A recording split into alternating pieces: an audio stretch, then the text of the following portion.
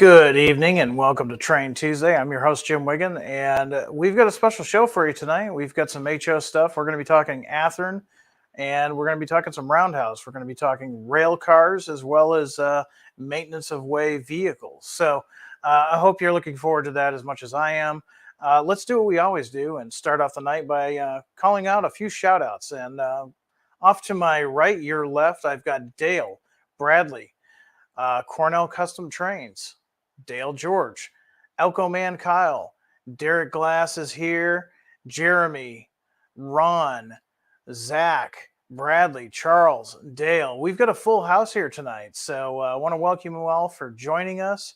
Like I said, we've got a rather full broadcast tonight, a lot of ground to cover, so we will try to make it quick and leave a little bit of time for you to ask questions at the end of the show.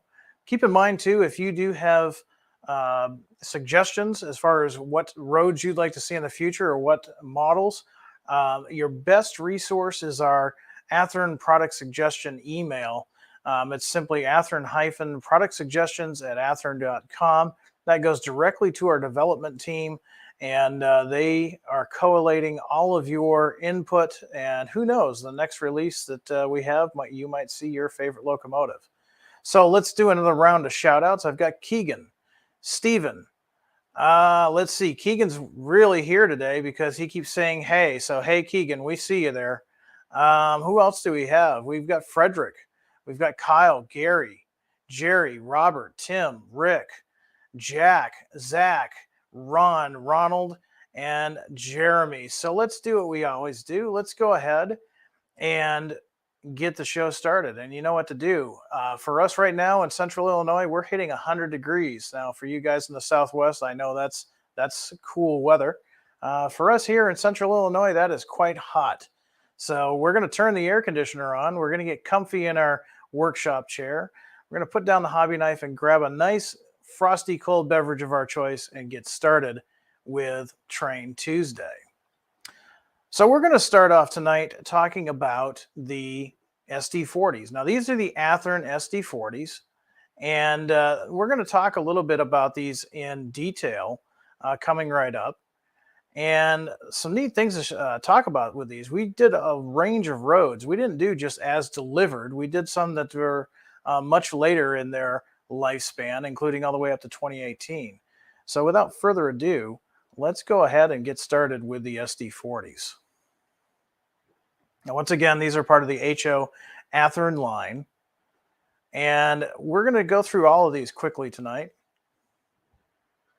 So right here is a Southern Pacific 7355. Now, briefly in the 1980s, after their grip rebuild program of 1981, SP SD40Rs became just another workhorse within the fleet of SD45Rs, SD40T2s, and SD45T-2s.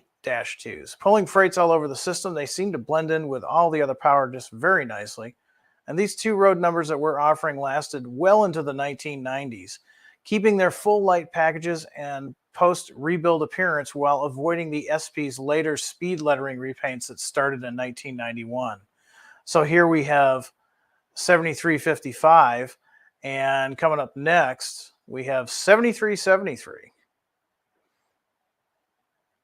Now, what do these models have? Now, since they are Athearn, they're going to be delivered with detail-specific items specific to the railroad. So both 7355 and 7373 are depicting a 1980s era locomotive. It will have the full front and rear SP light package, modified L front cab, as you can see from this illustration here, the P3 horn, the grip battery box doors, high and low or high-low brake cylinders as well. We didn't stop there. We had to do the Santa Fe, and we had to do the billboard or the pinstripe paint scheme, as some rail fans call them. Early in the 1970s, with Santa Fe being no stranger to EMD and looking for new and more reliable motive power, they ordered 20 SD40s in 1966, along with 90 SD45s that same year. This gave them the chance to test both models side by side in different assignments. And A lot of these lasted well into the 70s, into the 80s, and a really nice paint scheme. One of a lot of rail fans' favorite paint schemes. Here's 5002. And the next one that we're offering is road number 5014. So again, since they are Athearn, they're going to have road number, or I'm sorry, road name specific details. Interesting thing about these two models that we're offering, the 1970s era, again, this is 1970s era, even those were delivered in 66. Initially, they were delivered in the 1700 class. They were quickly renumbered to the 5000 class in just 4 years. Our version depicts the 1970s era with the pinstripe paint scheme that you see here and the familiar rooftop stratolite beacon. So 5014, and then we also have 5019 as seen here. So you Santa Fe fans, you've got 3 roads to choose from. And as far as those details, well, you've got the Stratolite beacon, which if you get the Tsunami 2 decoders, that will operate in DCC mode. Single can antenna, the front and rear pilot footboards, and low mounted brake cylinders. Now here's one that has been requested for quite a while. This has been coming through both our product suggestion email as well as our comments that we see on Facebook, and we're happy to introduce some Kansas City Southern for you guys, especially in the 1980s. Here we've got Kansas City Southern 631. During the 1970s and 80s, the Kansas City Southern adapted a simplistic yet very noticeable scheme on their freight diesels. Ordered from EMD in 1971, these later phase ST40s were the backbone of the fleet for the next to their SD40-2 brethren. So they worked side by side for many numbers of years. And this one is depicting 631 and 636 as a 1980s paint scheme. So here we have 636.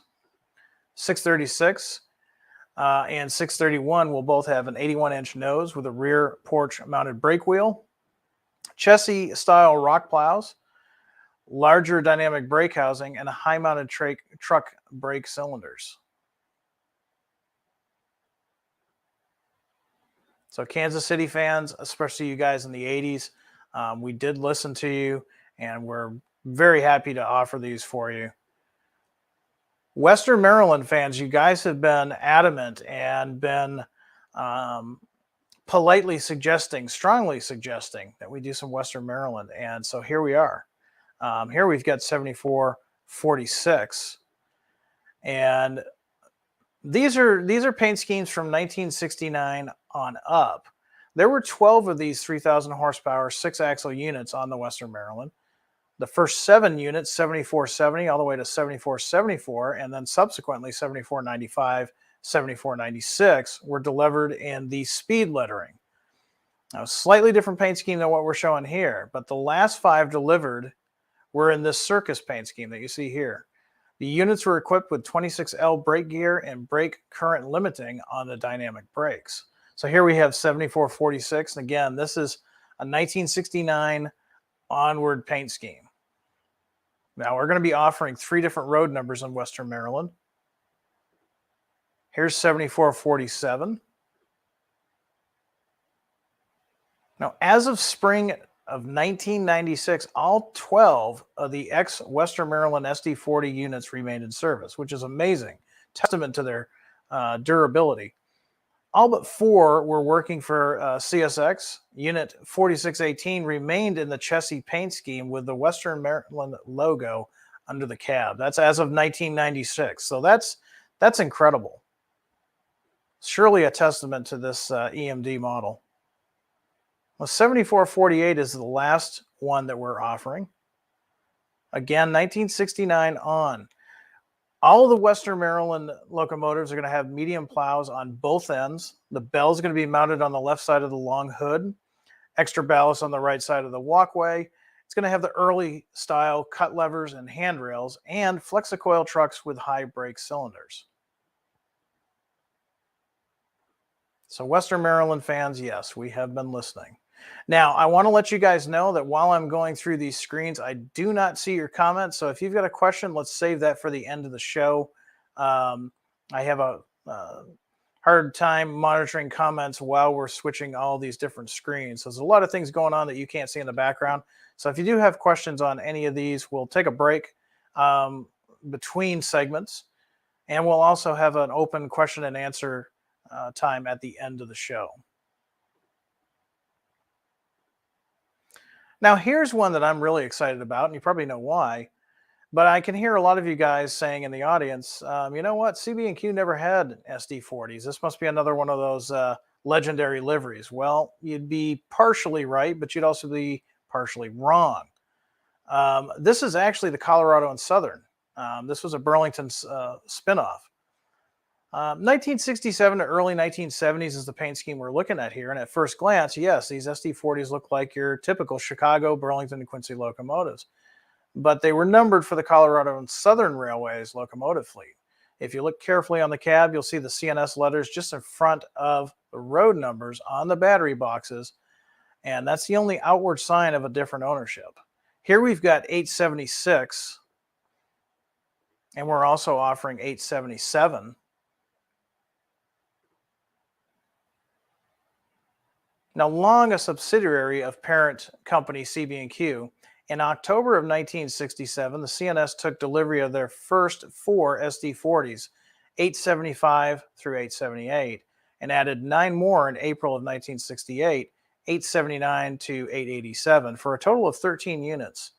Now, the CNS became part of the Burlington Northern system in March of 1970. However, it maintains its subsidiary status until the end of 1981, when it was formally absorbed into the BN system. Many of these SD40s retained the CB&Q red and gray paint scheme that you see here, all the way into the early to mid 1970s, and they kept their 3-digit numbers until the CNS actually became a part of BN. Last unit here, 878. It's a great way to build a really neat fleet of Chinese red road power. So all of the Burlington models, they're going to have the chicken wire radiator grills, MU hoses, and rear pilot mounted handbrakes.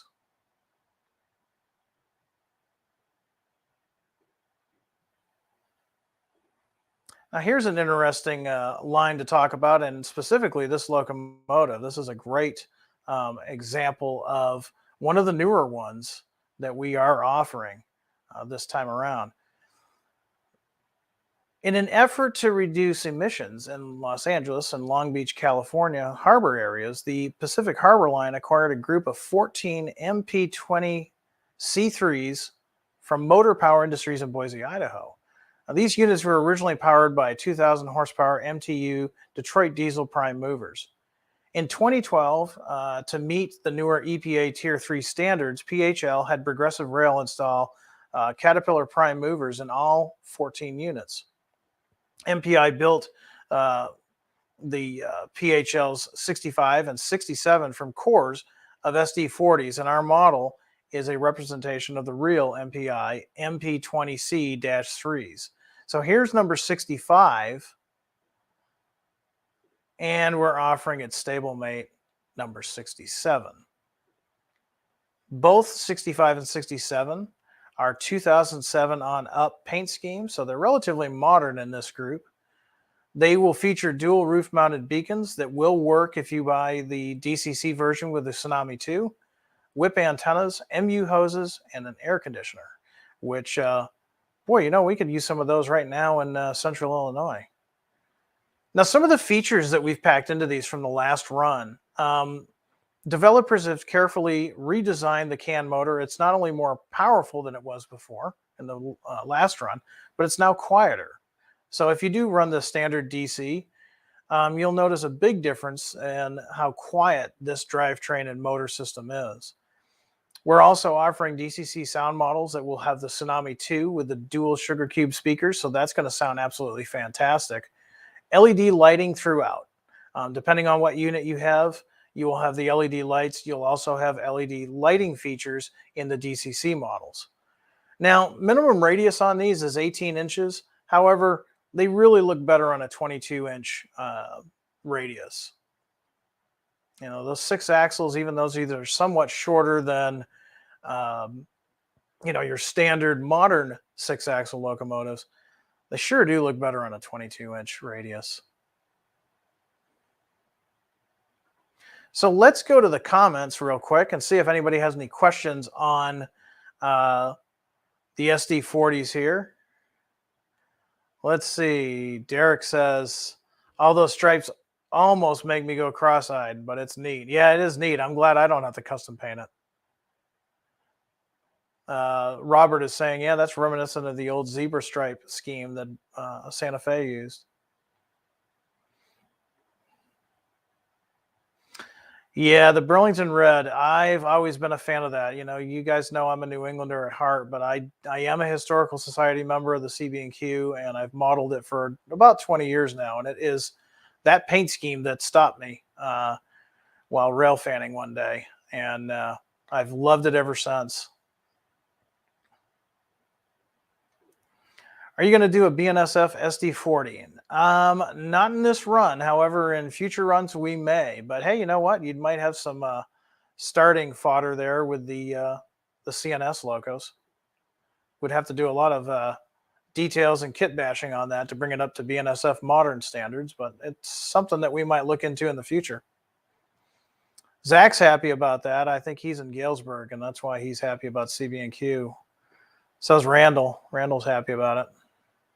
Tate's real happy about the Western Maryland. You are welcome. If you used our product support or our product suggestion email, well, that's why. We are listening. Kurt, you are more than welcome. You're another one that I'm sure if you used our product suggestion email, we were listening. Time for one or two more. Let's see if any questions about the SD40s. Here's a general question. Where do they get their suggestions from? Well, Julian, if you go to our website, go to the Contact Us page and look carefully, you'll see the Athearn product suggestion email. So if there is a railroad that you would like to see in a future release, or maybe a new model that you'd like to see in a future release, you use that email. It's Athearn-product suggestions at athearn.com. And it goes directly to our developers. They may not respond to you, but that is collected. All that data that's coming in is collected, and we do listen to you. We also listen to you within surveys, comments, things that we post on our social media, and of course here on our YouTube channel. All right, let's go on to the next item that we've got to talk about today. And we're going to stay in the Athearn line, but we're going to be talking about maintenance away trucks. And it's been a while since we've offered these particular trucks. Now, if you've got a layout that's set in the late 1960s all the way into the 80s, these may work really well for you. And of course, that is the Ford F-850. Big monster of a truck. Now, this particular truck is based on a 1968 model. So like I said, if you've got a 1960s, late 60s, all the way into the 80s, a lot of these old F-850s lasted quite a while. So it's not uncommon to see pictures from the 70s and 80s with one of these parked somewhere. Now we're offering the Santa Fe one here, of course, in the traditional blue with yellow lettering. That does kind of follow the standards that Santa Fe was using on their vehicles from the late 60s into the 70s. Here we've got the Union Pacific, same thing, stylized for that era. Now for you guys that have your own railroad, and especially if you've got a short line, if you've got operating a short line, and even if it's modern day, short lines don't have the money that the big class ones have, so they don't have the money for the big fancy new trucks. You might have a hand-me-down from Conrail or Burlington Northern or some Class 1. And this is a perfect example. So it's just simply orange with maintenance away stenciled on the door, and you can add your own decals for your own road or whatever road that you're modeling. Here's Canadian Pacific. This would be, again, late 60s into the 70s.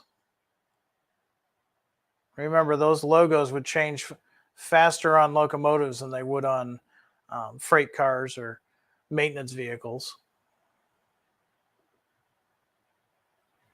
Here's the Rio Grande. This is a cool grayish blue color. Rio Grande, again, this could definitely last into the 80s.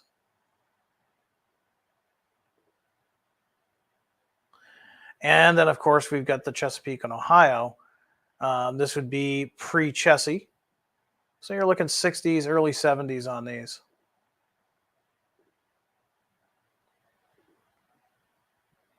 So these are Ford licensed models. One of the things that we don't talk about much, but we do pay licensing directly to Ford Motor Company. They have given their blessing on these models. And there's a couple of things that will work really well for your layout, your module. They have a fully positionable boom. The outriggers can be modeled in the raised or lowered position. And of course, they all have rubber tires. So you can set up a really cool scene. So it doesn't matter if you have a modular layout or a club layout or a home layout. There's a bunch of different places you can put these trucks to work and build a great maintenance away scene. So we'll go take a quick break here and look to see if anybody has any questions on the 850s. Let's see what we've got. Gary's really impressed with that UP one. Yeah, it is pretty cool. Kyle says, would like to see Athearn make maintenance away equipment such as rail grinders. We've actually thought about that, Kyle. Now, one of the things you need to realize is the amount of engineering involved versus the amount of how many we would sell. That doesn't mean we'll never make those. It just means that we're kind of looking into it and seeing if that's something that we might offer in the future. I wouldn't see that anytime real soon, but, you know, keep an eye on social media. You never know what we're going to post. Winona says, yes, Ford trucks. She's happy with Ford. Now, we are trying to work with some other companies. I know a lot of guys have been asking for international, Mack, Peterbilt, GM, as well as others. We are working on getting some other ones in so we can give a little bit more variety than what we've had in the past. But we wanted to offer these because we've had a lot of requests for these maintenance away vehicles. On that note, Austin says, hey, Union Pacific, BNSF, Ford F-350s, high rail vehicles. Something that we are looking into. All right. Any other questions on the Ford F-850s? And Daylight wants to know newer Ford trucks. We're looking into that. We're looking into not just Ford, but other models as well. Harry Wong says, Fords are nice, but please bring back the Mack trucks. That is one we are working on. We get a lot of requests for Mack. Hopefully we can make some headway on that. All right, so now we're going to talk about the last thing tonight, and we're going to switch gears just a little bit. We're going to go to our line of models that is pretty much made for the younger modeler, and that is our Roundhouse line. Now, these Roundhouse models, they're designed specifically for the younger guy. Now, remember, these have molded on details. They don't have all the details that the Athearn and the Genesis would have. They have molded on details, but don't let that sell them short. These have amazing painting and printing standards. They also include metal wheel sets and, of course, body-mounted McHenry couplers. So gone are the days of the old horn hook couplers. Gone are the days of the old plastic wheels. We've done that for you. We've put something on there. If you want to upgrade the couplers, of course you can, but you can always use these as they are compatible with all prototypical style couplers. Now, the first one we've got here is Central Georgia. This would be based on a paint scheme in 1963. Coming up next, we have Southern Pacific. This is a paint scheme based on 1959 onward. Not to leave out our friends in Maine out in the cold, but we've got the Bangor and a Rustic. This is a paint scheme that was common from 1960 onward. And we're thinking of our friends south of the border as well. We've got the NDM. This one is really cool because this is a paint scheme that goes from 1982 onward. So it's actually one of the newer paint schemes in this run. Coming up next, we've got the Southern serving the green light to progress, and neat paint scheme there. You can see the Southern has got the green inside the circle. That was a common paint scheme on a lot of their cars from 1972 on up. Now, I was a little bit premature, but the Apache Railways, this is a 1990s paint scheme, and this is kind of cool. You can see how everything's a little bit different with the more modern era markings on it. But this is a 1990s era car.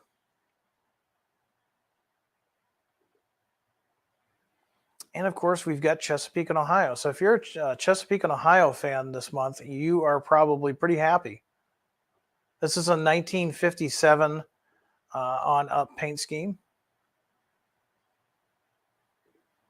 And then last but not least, we've got some central Midwestern power all the way down to the south. We've got the Gulf Mobile in Ohio.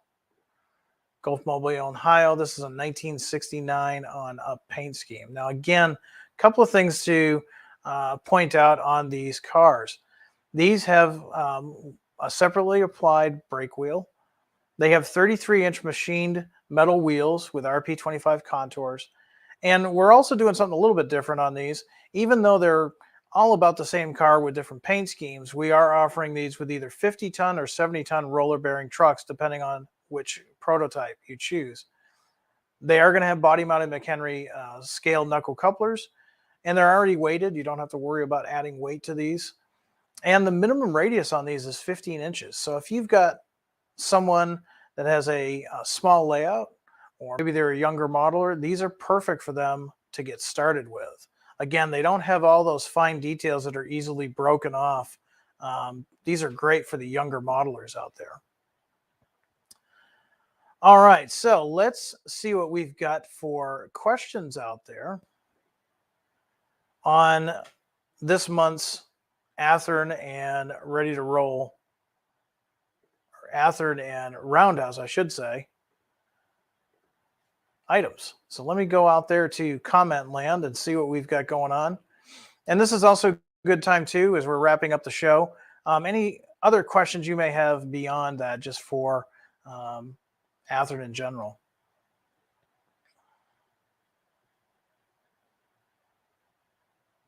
Eric's got a question, and this is about a post that went up today, actually.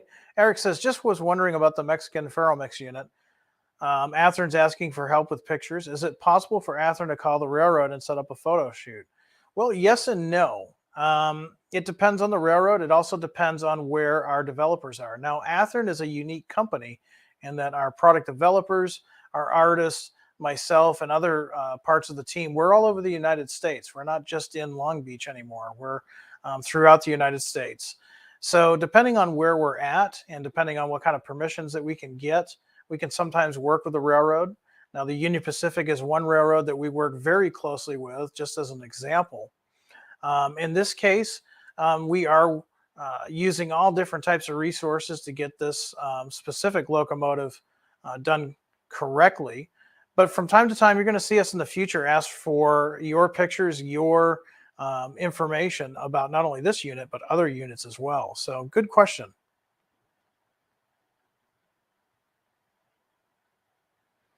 Let's see what else we have here.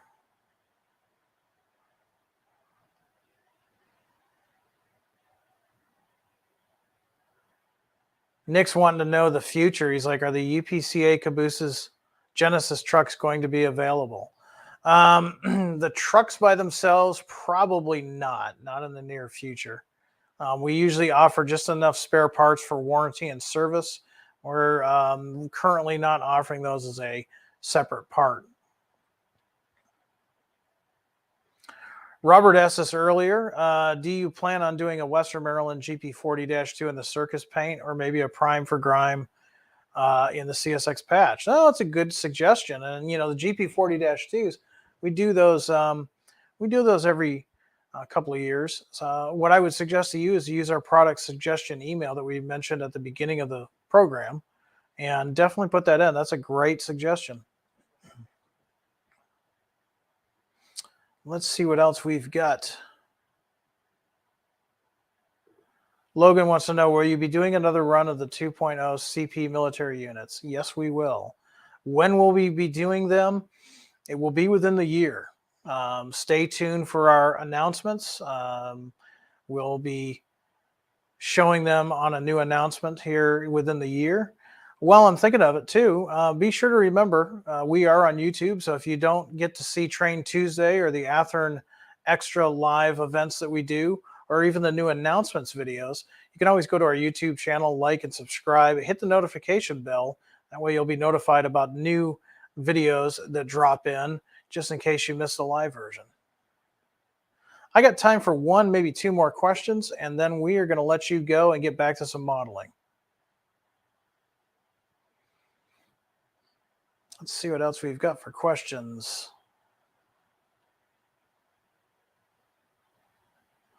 Cole has got a laundry list of suggestions. He says, hey, Jim, any suggestions maybe do Genesis 2.0, a Tier 4 ACE for UP 3000 series, EMDX and NS paint, EMDX in BNSF paint, and also an EMDX and yellow paint scheme, and also CSX and YN3B.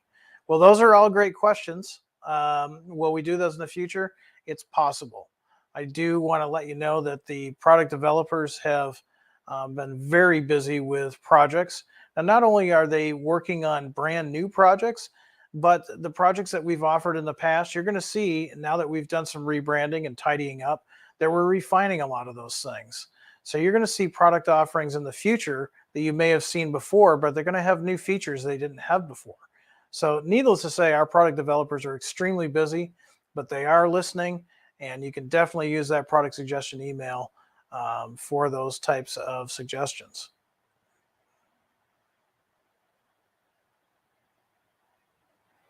James is happy about the SD40Rs. He's been needing one to finally add to my SP fleet for quite a long time. Well, James, I'm happy to see that. Glad that we could help you out. You know, again, Athearn is made up of 90% modelers. Most of us that work at Athearn are modelers. We've got a couple of folks that model both HO and N, and the rest of us model HO. So it's a company that's watching, and we definitely want to offer things that you guys want. Okay, one more question. And I'm going to see. Anthony's got a good one, and one that I haven't talked about tonight. When is the pre-order deadline for the SD40? I'm a Conrail and CSX fan, but I'm going to order the Santa Fe for my Northeast corridor. Well, there you go, Anthony. So everything that we talked about tonight, you have until Friday the 24th. That's next Friday. You have till the end of the day to place a pre-order with your dealer. Contact your preferred dealer, whether he be local or an online, and let him know, hey, I want to pre-order the SD40, or I want to order the maintenance away trucks, or I want to pre-order the pulpwood flats.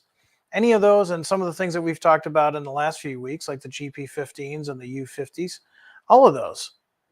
So go ahead and pre-order those before June 24th. And next year, about this time, you'll be rewarded with a new model to put on the layout. All right, one last question from BN Green. Will the CB&Q CS SD40s have operating emergency and gyro lights on the front? At first glance, it does not look like they will, but that may be refined. So we may talk to the developers and say, hey, can that be added? Right now, we are not advertising those with those features. But again, that can change because we're in the very beginning process of these. So great question. All right, everyone. I want to thank you all for joining me tonight on another Train Tuesday. Stay cool out there. It's a little warm throughout most of the country. So stay cool, grab some iced tea, stay hydrated, do some good modeling, and above all, high greens, everybody. Take care, good night, and we'll see you next time.